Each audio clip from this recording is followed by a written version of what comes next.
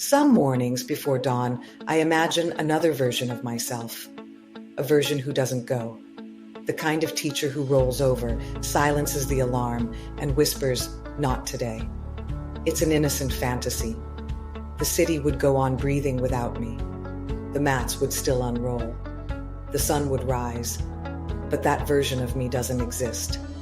Baltimore hums under a pale sky. I drive toward the hall of self, tea warming my hands, steam curling like a thought I haven't quite decided to believe. There's always that moment, that 5-second doubt. You could rest. You could stay home. You could let someone else hold the room today. And then something deeper speaks. Not the mind, the marrow. This is what you're here for. By the time I unlock the door, the hesitation has already evaporated. Not because I forced it, but because the why spoke first. Here's the truth most people don't want to hear. Motivation is unreliable by design. Neuroscience calls it dopamine, the pursuit chemical, not the reward, the chase. Dopamine lights the match, but it doesn't keep the fire going. And when the glow fades, we assume something is wrong with us. It isn't. Your nervous system was built for rhythm, not constant ignition. Rise and fall. Engage and recover. Motivation begins things. Discipline continues them. Devotion transforms them. Every nervous system is a cautious lover. It wants safety more than expansion. That's why change feels dangerous, even when it's what you've prayed for. In breathwork, I see this constantly. The first rounds feel open. Then the resistance comes. The tightening throat. The mind begging for exit.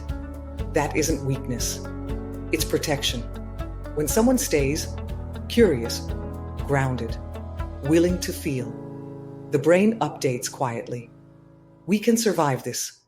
That's neuroplasticity.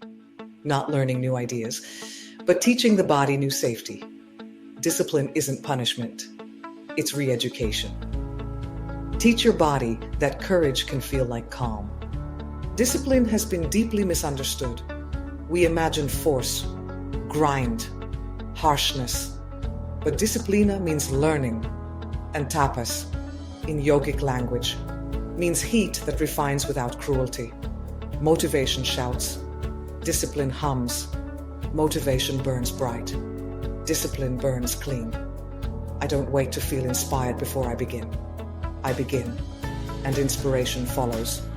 The muse doesn't visit the idle. She follows movement. When you forget why you started, discipline remembers for you.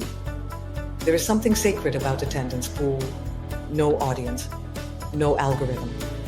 Just the quiet ritual of keeping a promise. The musician tuning before dawn.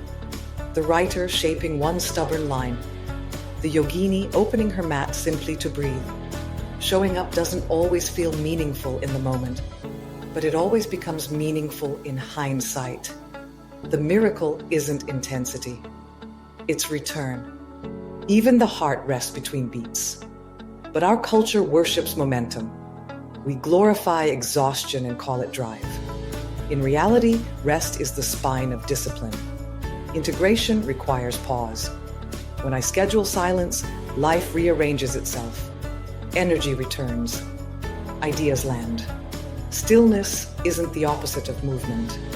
It's the intelligence inside it. At some point, practice stops being a project and becomes a relationship. You stop proving. You start remembering.